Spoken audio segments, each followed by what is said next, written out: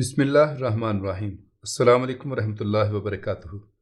کئی ماہ کی مسلسل کوششوں کے بعد بلرام سنگھ اور سوامی دینا ناتھ مختلف ہندو ریاستوں سے ایسے 5,000 نوجوان حاصل کرنے میں کامیاب ہو گئے تھے جو نسلاً راجپوت تھے، فنون جنگ سے واقف تھے اور سب سے بڑھ کر یہ کہ اپنے مذہب پر قربان ہونے کا حوصلہ بھی رکھتے تھے۔ پھر سوامی دینا ناتھ اور ٹھاکر بلرام سنگھ کی بساط سیاست کے تمام مہرے اپنے چہروں پر منافقت کے نقاب ڈالے ہوئے مولانا عماد الدین کی خدمت میں حاضر ہوئے اور جوش عقیدت کا مظاہرہ کرتے ہوئے کہنے لگے، ہم لوگ راجپوت قوم سے تعلق رکھتے ہیں، قول و قسم کے نبھانے والے، لفظ و کیان پر مر جانے والے، کل تک دیوی دیوتاؤں کے پجاری تھے، مگر آپ کی تقریروں نے ہمارے دلوں کی دنیا زیر و زبر کر ڈالی۔ مولانا عماد الدین اپنی تعریف سن کر بے خوف ہو گئے تھے۔ پھر تم لوگ کیا چاہتے ہو؟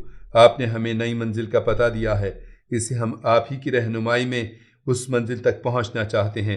راجپوت نوجوان سوامی دینا ناتھ اور ٹھاکر بلرام سنگھ کا پڑھایا ہوا سبق دہرا رہے تھے۔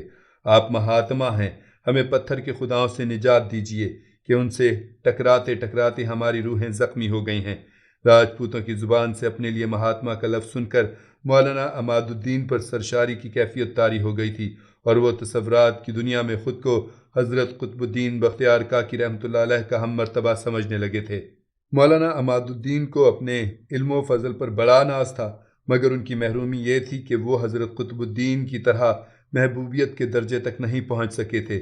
اس وقت مولانا کو شدید اذیت پہنچی تھی جب دہلی کے عام باشندے سروں کو جھکائے حضرت قطب کی خانقاہ کی طرف جاتے تھے اور چند طالب علموں کے سوا کوئی شخص ان کی درسگاہ کی طرف آنکھ اٹھا کر بھی نہیں دیکھتا تھا۔ ایسے مواقع پر مولانا شدید حالت غضب میں اپنے شاگردوں کو مخاطب کر کے کہتے، میں ہندوستان کے مسلمانوں کا روحانی امام ہوں، مگر ان لوگوں کو کیا ہو گیا ہے کہ وہ ایک بے خبر درویش سے روشنی مانگ رہے ہیں جو خود برسوں سے اندھیرے میں بھٹک رہا ہے۔ مولانا عماد الدین کا بس چلتا تو وہ ہندوستان کے گلی کوچوں میں چیختے پھرتے، مگر انہیں اس بات کا بھی احساس تھا کہ التمش حضرت قطب کا مرید ہے اور سلطان کسی بھی حالت میں اپنے پیر و مرشد کی تحقیر برداشت نہیں کرے گا۔ مجبوراً مولانا اپنے دل کا اظہار شاگردوں کے سامنے نکال دیا کرتے تھے۔ آج جب 5,000 ہندو راجپوت قبول اسلام کے لیے ان کی درسگاہ کے سامنے جمع ہوئے تو مولانا کی خوشی ناقابل بیان تھی۔ یہ بھی مولانا عماد الدین کا دیرینہ خواب تھا کہ دہلی کے اہل ہنود صرف ان کے سامنے مشرف با اسلام ہوں، ورنہ اکثر بت پرست حضرت قطب کی خانقاہ کا رخ کرتے تھے اور سلطان قطب الدین ایبک کے عہد حکومت سے لے کر آج تک چند سالوں کے مختصر سے عرصے میں ہزاروں مشرکین حضرت خواجہ غریب نواز رحمۃ اللہ علیہ کے خلیفہ اکبر حضرت قطب کے دست حق پرست پر ایمان لا چکے ہیں۔ مولانا کو یہ بات شدید گراں گزری تھی۔ وہ تنہا اپنی ذات کو دین کا محافظ سمجھتے تھے اور اس حوالے سے مولانا کی یہ خواہش تھی کہ اگر کوئی ہندو تبدیلی مذہب کا ارادہ رکھتا ہو تو وہ جذبہ عقیدت کے ساتھ ان کی درسگاہ میں حاضر ہو۔ 5,000 راجپوتوں کا ہجوم دیکھ کر مولانا عماد الدین کی ناسودہ خواہش تسکین پا گئی تھی۔ اگر مولانا چاہتے تو بڑی خاموشی سے اس مذہبی فریضے کو تکمیل تک پہنچا سکتے تھے، لیکن شوق نمائش انہیں دربار سلطانی تک لے گیا۔ میری دلی آرزو کہ سلطان ذیشان بنفس نفیس اس مذہبی تقریب میں شرکت فرمائیں۔ مولانا عماد الدین اہل دربار کے سامنے بڑے پرجوش لہجے میں بول رہے تھے، یہ مجھ خادم کی دین کی تبلیغ ہی کا نتیجہ ہے کہ ہندوؤں کی اتنی بڑی جماعت نے بت گدھوں کی طرف پیٹھ کر لی ہے اور پتھروں کے پجاری تیز قدموں کے ساتھ جانب حرم آ رہے ہیں۔ میں آپ کی دینی خدمات سے باخبر ہوں مولانا، التمش نے عقیدت مندانہ لہجے میں کہا۔ اگرچہ سلطان مولانا عماد الدین کی دنیا داریوں سے بھی خوب واقف تھا، لیکن علم دوست ہونے کی وجہ سے اہل علم کی بہت قدر کرتا تھا۔ میں اس تقریب میں ضرور شرکت کروں گا مولانا۔ سلطان بہت خوش نظر آ رہا تھا۔ آپ حضرات نے ہندوستان کی سنگلاخ زمین میں اسلام کے جو بیج بوئے ہیں، قدرت حق سے وہ خوبصورت بیل بوٹے بن گئے ہیں۔ ایمان کی اس لہراتی فصل کو دیکھنا میرے لیے بڑی سعادت ہوگی۔ پھر دہلی کے ایک وسیع و عریض میدان میں 5,000 راجپوتوں کے قبول اسلام کی تقریب منعقد ہوئی۔ ایک ایک بت پرست آگے بڑھتا اور مولانا عماد الدین کے ہاتھ پر ہاتھ رکھ کر کلمہ شہادت پڑھتا۔ صبح سے دوپہر ہو گئی۔ جب تمام ہندو دولت ایمان سے سرفراز ہو چکے تو ان میں سے ایک شخص آگے بڑھا اور سلطان کی مسند کے قریب پہنچ کر کہنے لگا، ہم نے مولانا عماد الدین کی تقریروں میں سنا ہے کہ جہاد افضل ترین عبادت ہے۔ تم نے سچ سنا ہے؟ سلطان نے انتہائی نرم و شیریں لہجے میں جواب دیا، مالک کے حضور میں نذرانہ جاں پیش کر دینا ہی ایک غلام کے لیے سب سے بڑا شرف ہے، تو پھر ہم بھی آپ کے ساتھ مل کر جہاد کریں گے۔ نو مسلم راجپوت سوامی دینا ناتھ اور ٹھاکر بلرام سنگھ کے منصوبے کے مطابق سلطان سے گفتگو کر رہا تھا۔ ہم خاندانی طور پر سپاہی ہیں، مگر سمراٹ پرتھوی راج چوہان کی شکست کے بعد ہم نے اپنی تلواریں توڑ دی تھیں اور گوشہ نشینی اختیار کر لی تھی، مگر آج جب ہم اسلام قبول کر چکے ہیں تو پھر ہمارے دل، ہماری جانیں، ہمارے سر اور ہماری تلواریں اسلام ہی کے لیے ہیں۔ ہمیں اجازت دیجیے کہ ہم میدان جنگ میں آپ کے دوش بدوش لڑتے ہوئے فتح و نصرت کا علم بلند کریں، یا پھر آپ کے عزت و وقار پر قربان ہو جائیں۔ نومسلم راجپوت کی سرفروشانہ گفتگو سن کر سلطان التمش حیران رہ گیا۔ اگر کچھ دن پہلے کرامتا کا خونریز ہنگامہ بپا نہ ہوتا تو شاید سلطان ان نومسلم 5,000 راجپوتوں کو فوج میں شامل کر لیتا، مگر ملک الماس کی فتنہ انگیزیوں نے اسے بہت زیادہ محتاط بنا دیا تھا۔ اب انتہائی تحقیق اور جستجو کے بعد کسی شخص کو لشکر سلطانی کے لیے منتخب کیا جاتا تھا۔ اس لیے التمش نے مصلحت آمیز روش اختیار کرتے ہوئے کہا، میں آپ کے جذبوں کی قدر کرتا ہوں، مگر جہاد فی سبیل اللہ انسانی زندگی کا مشکل ترین مرحلہ ہوتا ہے۔ اس معرکہ آرائی میں کبھی کبھی اپنی قریبی عزیزوں کی گردنیں بھی کاٹنی پڑتی ہیں، کبھی حقیقی بیٹا مقابل ہوتا ہے اور کبھی باپ۔ ہم اپنے ہر رشتہ دار کی گردن پر خنجر آزمائی کے لیے تیار ہیں، آپ ہمیں ہر آزمائش میں ثابت قدم پائیں گے۔ ابھی سلطان کی بات مکمل نہیں ہوئی تھی کہ سینکڑوں نومسلم راجپوت چیخنے لگے اور ان کی آوازوں کے شور سے طویل و عریض میدان گونجنے لگا۔ سلطان کو ایک بار پھر حیرت ہوئی تھی، دراصل اتنی بڑی تعداد میں راجپوتوں کا مسلمان ہونا اور پھر ان کا جہاد کے لیے اصرار کرنا التمش کو مختلف زاویوں سے سوچنے پر مجبور کر رہا تھا۔ مجھے تمہاری زبان پر اعتبار ہے، مگر ابھی ایسے کسی مظاہرے کا وقت نہیں آیا ہے، سلطان نے حکمت عملی سے کام لیتے ہوئے کہا۔ فی الحال تم سب اپنے اپنے گھروں کو لوٹ جاؤ، ان لوگوں کو اسلام کی دعوت دو جو ابھی تک کفر کی تاریکی میں گھرے ہوئے ہیں، بس یہی تمہارا جہاد ہے۔ سلطان کا فیصلہ سن کر نومسلم راجپوتوں کے چہرے اتر گئے تھے اور انہیں اپنا منصوبہ ناکام ہوتا دکھائی دے رہا تھا۔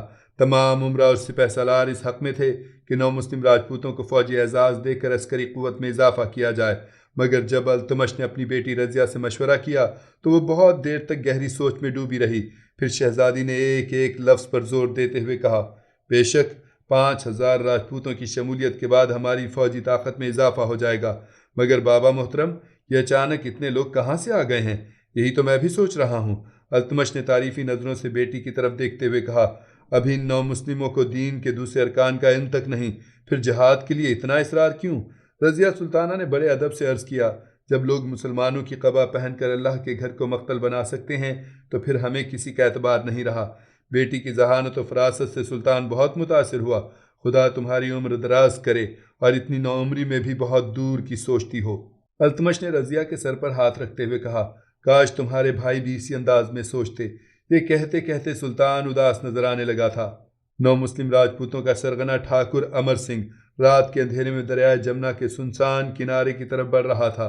پھر وہ سوامی دینا ناتھ کی کٹیا کے دروازے پر رک گیا۔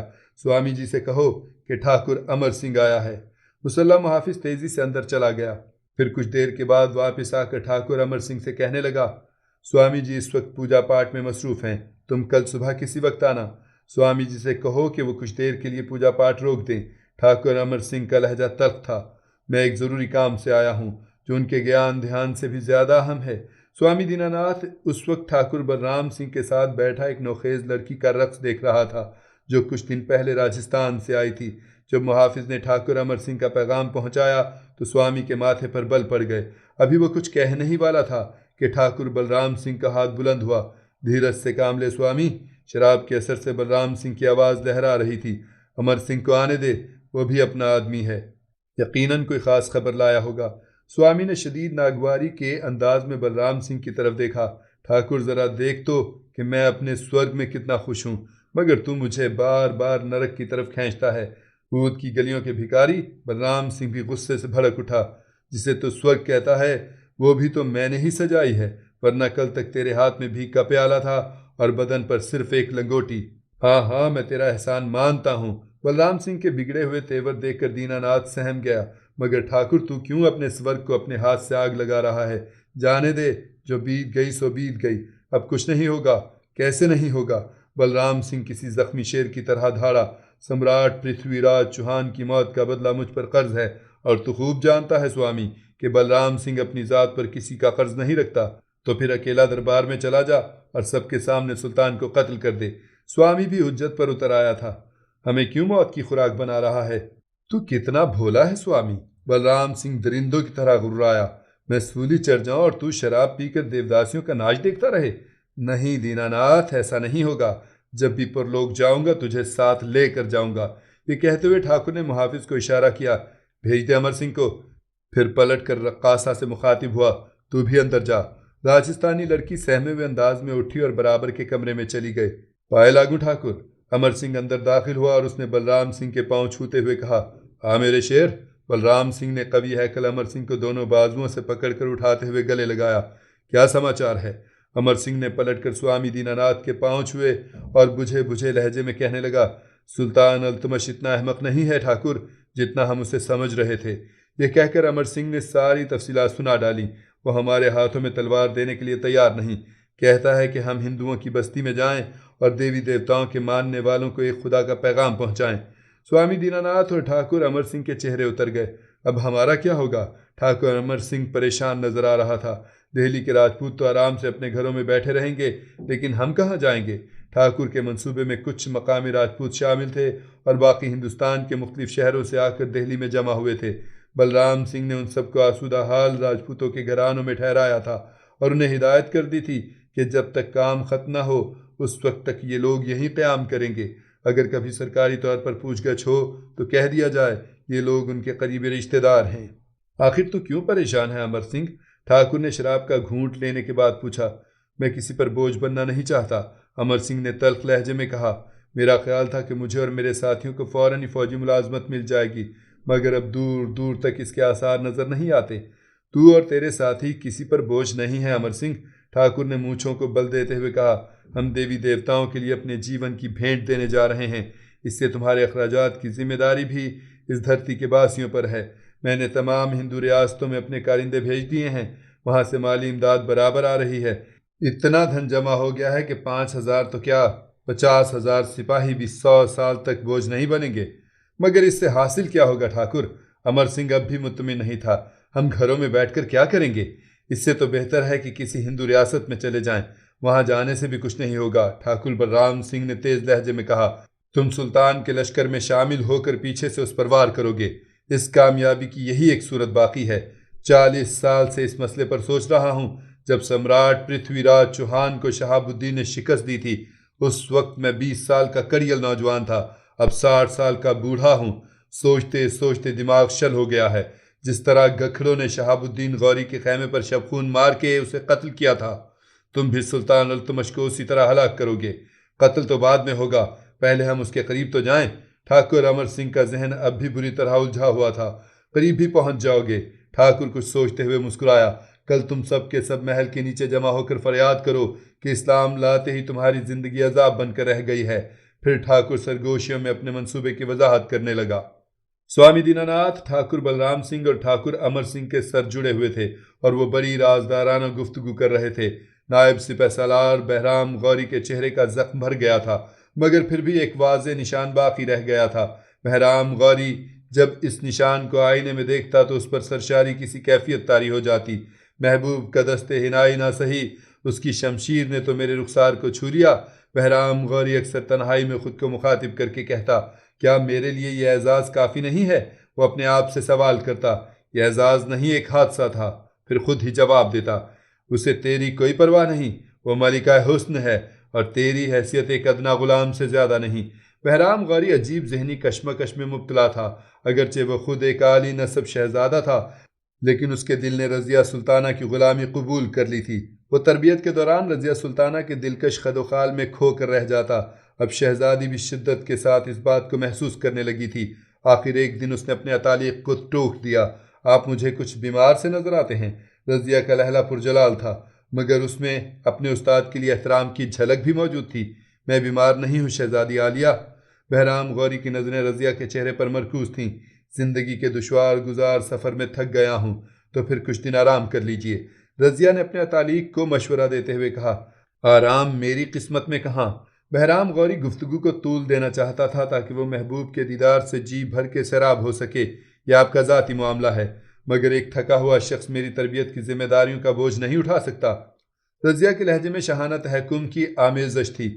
بہرام غوری تڑپ اٹھا، شہزادی معظمہ، آپ مجھ پر غیر ذمہ داری کا الزام عائد کر رہی ہیں۔ ہرگز نہیں، رضیہ نے بلند آواز میں کہا، دوران مشق آپ کی غائب دماغی میرے لیے تشویش کا باعث ہے۔ کئی بار ایسا ہو چکا ہے کہ اگر میں ہاتھ نہ روکتی تو شاید میری تلوار آپ کی شہرگ میں اتر جاتی۔ کاش ایسا ہو جائے۔ بہرام غوری کو اپنی زبان پر اختیار نہیں رہا تھا۔ پھر میری زندگی کا سفر بعافیت تمام ہو جائے گا۔ رضیہ سلطانہ نے چونک کر اپنے اتالیق کی طرف دیکھا۔ مجھے خوشامد کا یہ انداز پسند نہیں۔ یہ خوشامد نہیں شہزادی عالیہ۔ بہرام غوری دل کے ہاتھوں مجبور تھا۔ میری بات کا مفہوم سمجھنے کی کوشش کیجیے۔ کون سی بات اور کیسا مفہوم؟ رضیہ سلطانہ ایک بار پھر چونک اٹھی۔ آخر آپ کہنا کیا چاہتے ہیں؟ وہ ایک مرد شجاع تھا، مگر اظہار محبت کرتے وقت اس کی قوت گویائی جواب دے جاتی تھی۔ یہی کہ میں نے اپنا عہد پورا کر دیا ہے۔ بہرام غوری نے بات بدل دی۔ کیسا عہد؟ یکا یک رضیہ کا لہجہ تلخ ہو گیا تھا۔